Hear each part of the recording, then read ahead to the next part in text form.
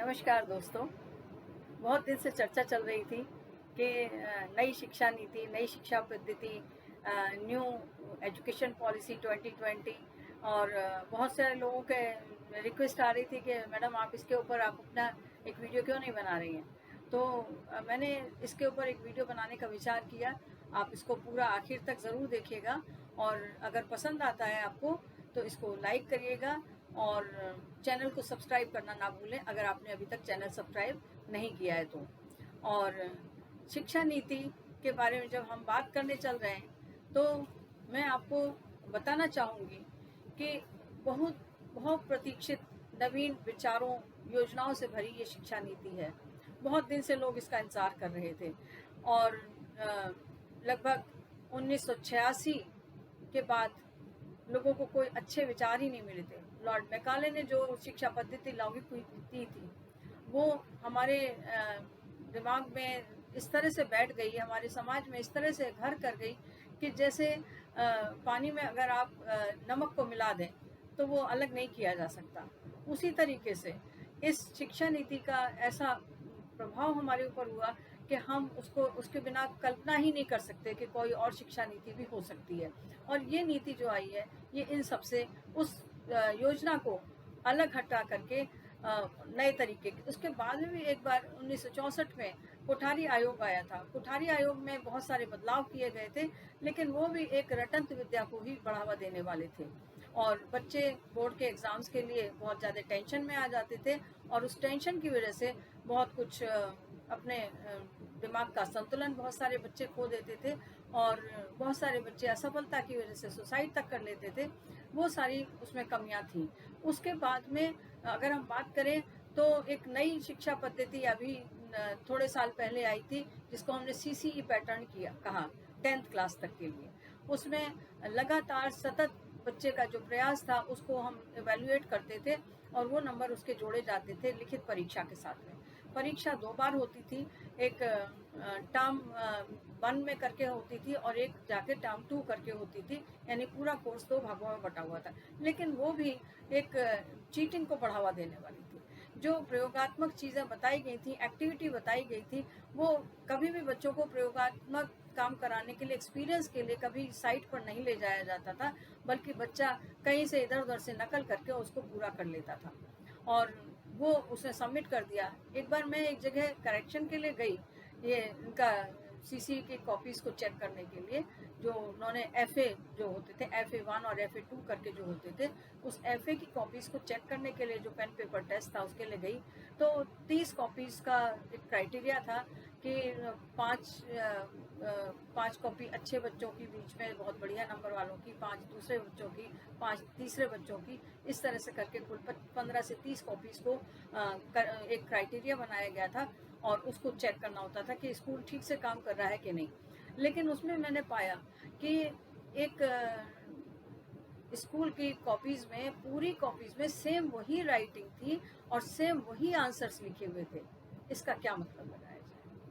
तो ये बहुत सारी कमियां थीं जिनको कि ये शिक्षा पद्धति जो है, जहाँ तक उम्मीद है इन सब से बच कर के होगी। इस बारे में मैं आपसे अलग बात करूँगी कि क्या-क्या पहले विद्यालयों में और स्टूडेंट्स में और टीचर्स में किस तरह के काम हुआ करते थे जो कि इन लोगों के बच्चे के भविष्य के लिए बिल्कुल किसी भी तरह से अच्छे नहीं थे और जब बच्चे के भविष्य के लिए अच्छे नहीं तो समाज और समाज के साथ में देश के भविष्य के लिए भी अच्छा नहीं था। अब अगर हम इसकी बात करें नई शिक्षा पद्धति की, तो नई शिक्षा नीति का पूरी तरह से क्रियान्वयन हो जाए और सभी शिक्षण संस्थान, छात्र, अभिभावक इसे पूरी तरह से समझकर, इसमें सहयोग कर और इसको सही तरीके से पूरा लाभ उठाने के लिए करें, तो भारत विश्व में एक नंबर 1 पर आकर खड़ा हो सकता है और लोगों की ज़रूरतों, चुनौतियों को पूरा कर सकती है। यह नीति देश दुनिया को तेजी से बदलने के लिए बहुत ही ज़्यादा सक्षम है। ज़रूरतों के मुकाबले, ज़रूरतों से जो हमारा मतलब आता है कि रोज़ की रोज़ी रोटी कमाना और रोज़ी रोटी कमा करके अपने घर परिवार को चलाना, और यही साइकिल में, इसी में हम फंसे रहते हैं। तो लेकिन फिर भी ये ज़रूरत है और इसके लिए ये महत्वपूर्ण है। नई शिक्षा नीति आत्मनिर्भरता पर भी बल देती है। अब इसके लिए हम कुछ बातें करेंगे एक एक करके। तो पिछले NEP जो नेशनल एजुकेशन पॉलिसी लाई गई थी 1986 में, जिसमें 1992 में मामूली सा संशोधन किया गया।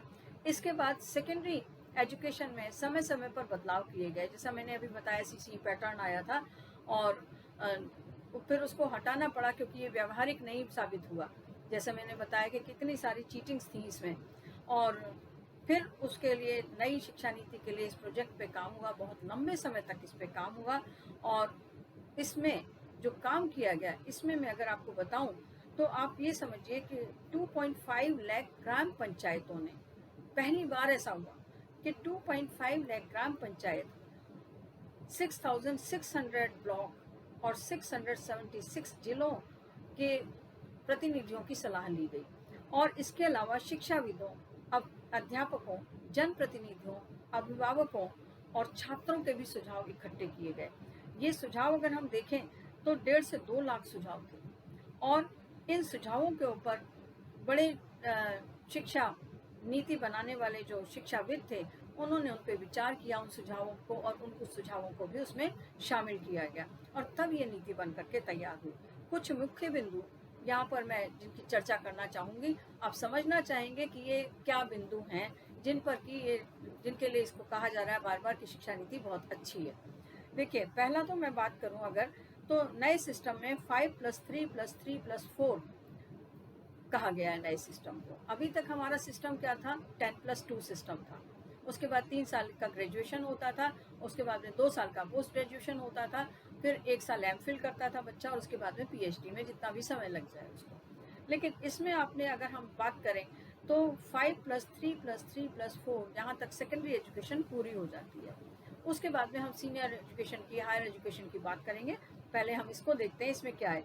इसमें बच्चे को पढ़ाई 3 वर्ष से ही बच्चे की पढ़ाई शुरू हो जाएगी, जैसा कि पब्लिक स्कूल्स में होता है। 2.5 साल का, 3 साल का बच्चा उन्होंने नर्सरी क्लास में डाल दिया, प्ले ग्रुप बोलते हैं उसको। लेकिन प्ले ग्रुप में क्या होता है, बच्चे को खेलने का बिल्कुल टाइम नहीं मिलता।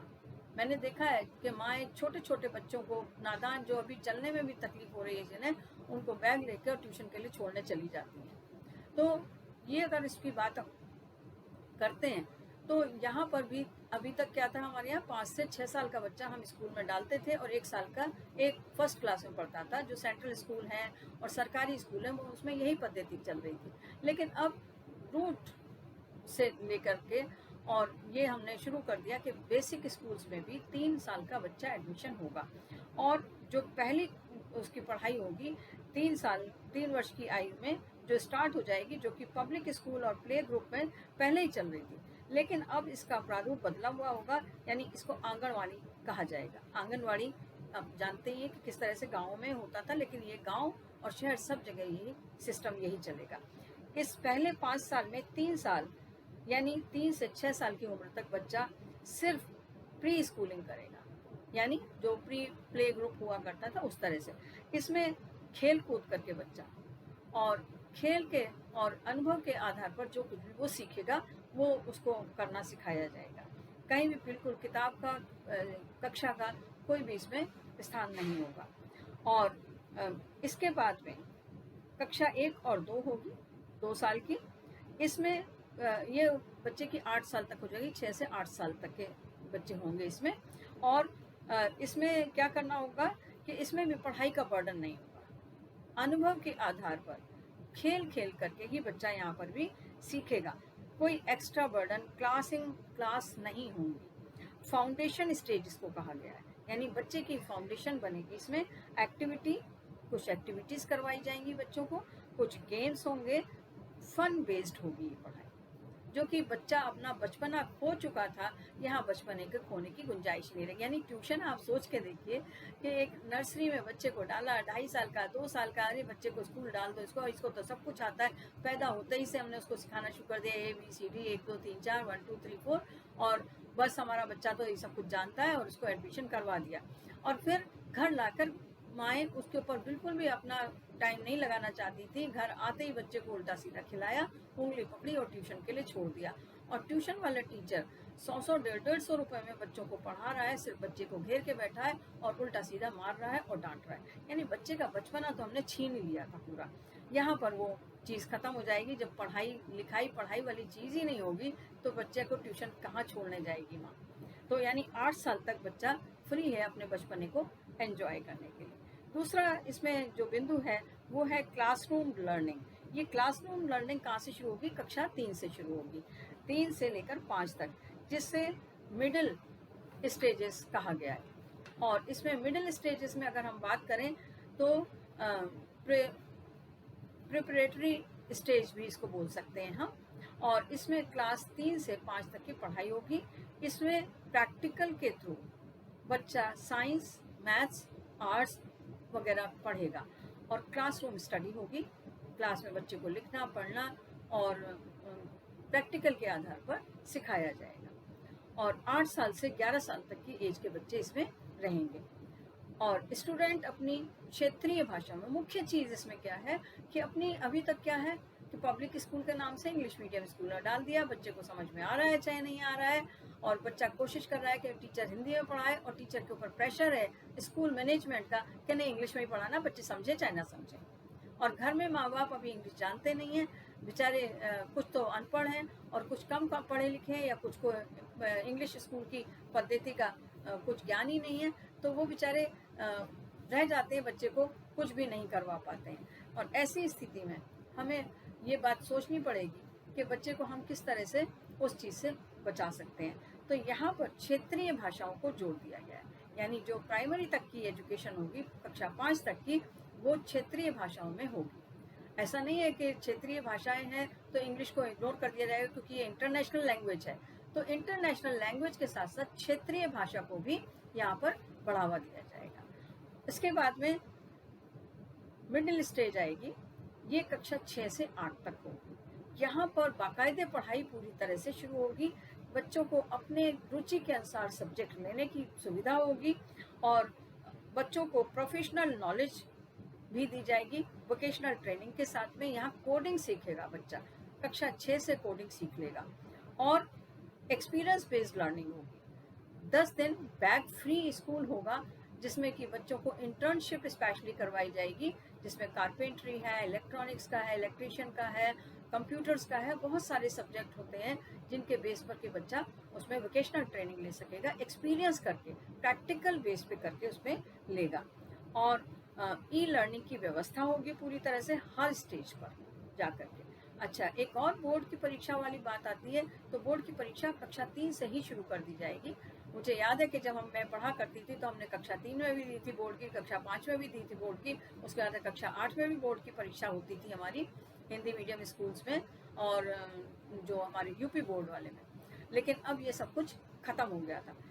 इसके बाद में सेकेंडरी स्टेज आएगी, जो कक्षा 9 से 12 तक की पढ़ाई है, 2 चरणों में कराई जाएगी। इसमें विषयों का गहन अध्ययन होगा और व्यावहारिकता के आधार पर प्रयोगात्मक व थ्योरेटिकल दोनों तरीके से पढ़ाया जाएगा। स्टूडेंट्स मल्टी डिसिप्लिनरी सब्जेक्ट्स का चुनाव कर सकेंगे, यानी वो अपना आर्ट्स भी ले सकते हैं, अपना साइंस भी ले सकते हैं, और ह्यूमैनिटीज़ ले सकते हैं, और साइंस ले सकते हैं, कॉमर्स ले सकते हैं, सबके मिक्स भी ले सकते हैं। किसी बच्चे को अगर मैथ्स में इंटरेस्ट है लेकिन उसको फिजिक्स में इंटरेस्ट नहीं है, उसको इकोनॉमिक्स में इंटरेस्ट है, तो मैथ्स और इकोनॉमिक्स एक साथ ले सकता है।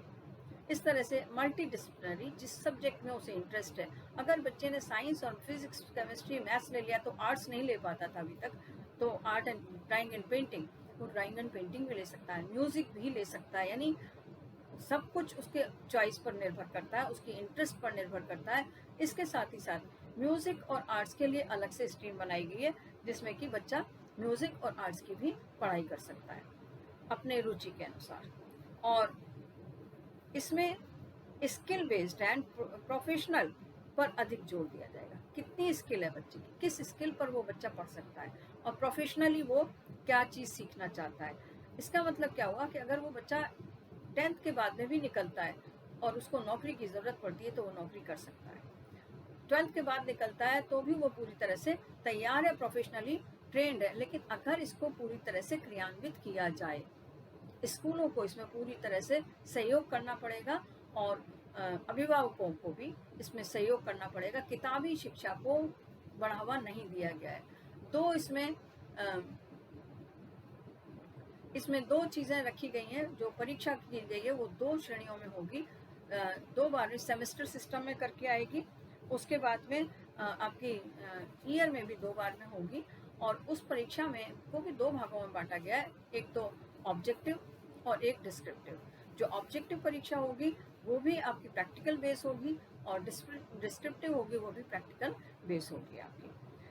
मल्टीपल एंट्री के चांसेस हैं उच्च शिक्षा की अगर हम बात करें तो उच्च शिक्षा में अभी क्या होता है कि बच्चे ने 1 साल पढ़ा, उसके बाद में किसी रीज़न से उसकी पढ़ाई छूट गई और वो पढ़ाई नहीं कर पा रहा है, तो फिर क्या होता है उसको, वो बेचारा बच्चा बेकार हो गई उसकी पढ़ाई। या 1 साल पढ़ा और उसको समझ में आया कि अरे मुझे तो कंप्यूटर्स में इंटरेस्ट नहीं था, मुझे तो इलेक्ट्रॉनिक्स में इंटरेस्ट था, या इलेक्ट्रॉनिक्स में इंटरेस्ट नहीं था, मुझे तो सिविल में इंटरेस्ट था, या मुझे कॉमर्स में इंटरेस्ट था, तो वो 1 साल की पढ़ाई उसकी बेकार हो जाती है। लेकिन अब क्या है उसका कि 1 साल की पढ़ाई के साथ में अगर वो पढ़ाई उसकी छूट गई है, वो छोड़ सकता है अपनी इच्छा से उस पढ़ाई को, और उसके बाद में दूसरे साल में दूसरे सब्जेक्ट में वो एडमिशन ले सकता है, और उस 1 साल की पढ़ाई के उसके जो ग्रेड है वो उसमें ऐड हो जाएंगे।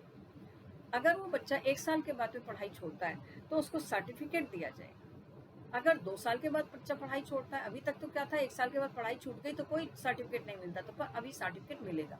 2 साल के बाद में अगर पढ़ाई छोड़ता है तो उसको डिप्लोमा दिया जाएगा, और अगर 3 साल के बाद में पढ़ाई छोड़ता है तो उसको ग्रेजुएशन की डिग्री दी जाएगी, और अगर 4 साल के बाद में, क्योंकि 4 साल का हायर एजुकेशन रखा गया है, 4 साल के बाद में वो पढ़ाई छोड़ता है तो उसको स्पेशलिस्ट की डिग्री दी जाएगी, जो उसको सर्टिफिकेट जो मिलेगा 2 साल के बाद में ड्रॉप आउट करने पर डिप्लोमा, व उसके बाद ड्रॉप आउट करने पर बैचलर्स डिग्री, और 4 साल के बाद में कोर्स पूरा करने पर बैचलर्स डिग्री दी जाएगी। इसके बाद 1 साल का पीजी होगा। अगर 3 साल के बाद में बच्चे ने पढ़ाई छोड़ दी है और फिर उसके बाद में पीजी करने का उसका मन होता है तो 2 साल की उसे पीजी करनी पड़ेगी। पीएचडी के डायरेक्ट पीएचडी कर सकता है बच्चा। एमफिल को पूरी तरह से खत्म कर दिया गया है, और वर्ल्ड के टॉप 100 कॉलेज जो है उनको इंडिया में इनवाइट किया गया है, और वो लोग अपने एजुकेशनल इंस्टीट्यूशंस यहाँ पर खोल सकते हैं। परीक्षा का ढांचा पूरी तरीके से बदल दिया गया है। रिपोर्ट कार्ड का ढांचा पूरी तरह से बदल दिया गया है। 10वीं व 12वीं की परीक्षा बोर्ड परीक्षा के महत्व को कम करने के लिए किया गया है कि बच्चे उसके बोर्ड परीक्षा की वजह से पागल ना, कोर्स को बहुत कम कर दिया गया है, और ये प्रैक्टिकल मॉडल यानी वार्षिक सेमेस्टर और मॉड्यूलर होंगे। इसमें नई पॉलिसी में स्टूडेंट के ऊपर से बोर्ड एग्जाम का प्रेशर कम करने पर जोर दिया गया है, क्योंकि जब 2-3 बार में करके एग्जाम होगा तो बोर्ड के एग्जाम का कोई प्रेशर उस पर नहीं रहेगा। बोर्ड एग्जाम में focus concept testing, application knowledge पर ध्यान दिया जाएगा। कोचिंग सिस्टम को पूरी तरह से यहाँ पर नकारा जा रहा है, तो कोचिंग इंस्टीट्यूट वाले जरा समझ जाएं, वो अपनी कोचिंग का तरीका बदलना पड़ेगा उन्हें। तो दौड़ पूरी तरह से बच्चे की खत्म हो जाएगी, क्योंकि प्रैक्टिकल बेस होगी पढ़ाई, और प्रोजेक्ट जो करवाए जाएंगे, प्रेजेंटेशन असेसमेंट सिस्टम होगा। हार्मफुल इफेक्ट्स जो हैं कोचिंग के वो खत्म हो जाएंगे। इसके बाद में परीक्षा प्रणाली में रिपोर्ट कार्ड जब तैयार किया जाएगा, तो अभी तक क्या है, या तो बोर्ड के मार्क्स आए, उसी के बेस पे बच्चा एग्जाम कर रहा है, अपने मार्क्स को ऐड कर रहा है और अपने आप को असेस कर रहा है कि उसके नंबर ज़्यादा आए, मेरे नंबर कम आए।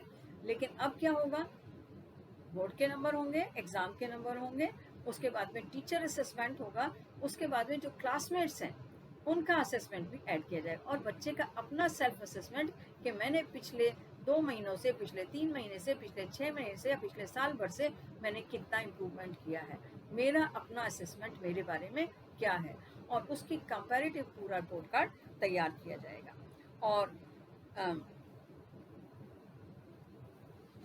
इसके बाद में अगर हम बात करें तो यहाँ पर कुछ मुख्य बातें आती हैं। सबसे पहले सबसे आवश्यक पहल शिक्षा को रोजगार परक बनाने में की अभी से कर भी दी गई है, यानी इसको 2021 में लागू कर दिया जाएगा। इसके बाद में बीएससी, बीकॉम आदि डिग्री कोर्स में इंटर्नशिप को की जाएगी, जो लास्ट ईयर में होगी 6 महीने की, जो साथ उसका बीटेक कंप्लीट हो रहा होगा तो 2021 से शुरू होने जा रहा है। इसके बाद में अगर हम बात करें कि एजुकेशन का आता है, क्या ये वास्तव में जैसा सोचा गया वैसी ही बन पाएगी, कब तक ये पूरी होगी, इस सब के बारे में बहुत बड़ी चर्चा हो रही है। फंड कहाँ से आएंगे इस सब के लिए, इतने खर्चे के लिए फंड कहाँ से आएगा? सरकार की माने तो टोटल 60 प्रावधान किए गए हैं, जिनमें से 75% 2024 तक पूरे कर लिए जाएंगे, लागू हो जाएंगे, और बाकी को लागू होते होते 2035 हो जाएगा। और जो 2035 और 2040 तक पूरे होने की उम्मीद है, वो उसके है हमारी शिक्षक प्रशिक्षण प्रणाली, और भी बहुत सारी चीज़ें हैं। हायर एजुकेशन में एडमिशन के लिए 50% का टारगेट हमने रखा है, जो अभी हमारे पास में बहुत कम है। तो इन सब चीज़ों के बारे में मैं अपने नेक्स्ट वीडियो में आप लोगों से बात करूंगी। शुरू में मुख्य 20 प्रावधानों के ऊपर बात की जा रही है, जो कि 2022 तक इनको पूरी तरह से कंसीव कर लिया जाएगा, और एक उच्चतर स्तरीय समिति हर साल और 5 साल के अंतर पे इसकी समीक्षा करेगी कि वास्तव में ये पूरी तरह से इम्प्लीमेंट हो रहा है ठीक से या नहीं हो रहा है। इसके अतिरिक्त फंड की बात अगर हम करें तो फंड की तो कोई आवश्यकता ही नहीं है अतिरिक्त, क्योंकि ऑलरेडी बहुत सारा फंड है जो कि यूज़ किया जा रहा है। जो बेकार कामों में यूज़ होता था उसको यहाँ पर हम चैनलाइज कर देंगे, और प्रॉपर चैनलाइज होकर के जब वो फंड यूज़ होगा तो मुझे नहीं लगता कि कम पड़ेगा, लेकिन अगर फिर भी कम पड़ेगा तो शिक्षण संस्थान जो हैं वो अपनी तरफ से उसमें कोशिश कर सकते हैं, और गवर्नमेंट इसमें एजुकेशन के लिए जो 5 ईयर प्लानिंग होती है तो हर साल उसमें फंड को बढ़ाया जाता है, यहाँ भी बढ़ाया जाएगा। शिक्षकों के प्रशिक्षण पर हम अगले वीडियो में बात करेंगे, और जिसमें कि बहुत लंबी चौड़ी बातचीत है कि क्या चीज़ चल रही है और क्या होनी चाहिए। और जैसे अगर हम बात करें तो एक व्यक्ति ने बीटेक किया, कहीं कोई जॉब नहीं मिल रहा है, और चलो टीचर ही बन जाते हैं। यानी जो सबसे महत्वपूर्ण मुद्दा है शिक्षक का, जो कि देश का कर्णधार तैयार करता है, वही सबसे ज़्यादा नेग्लेक्टेड पार्ट है हमारे देश का। उसके बारे में हम बात करेंगे, चर्चा करेंगे अपने अगले वीडियो में। तब तक के लिए नमस्कार, फिर मिलेंगे, धन्यवाद।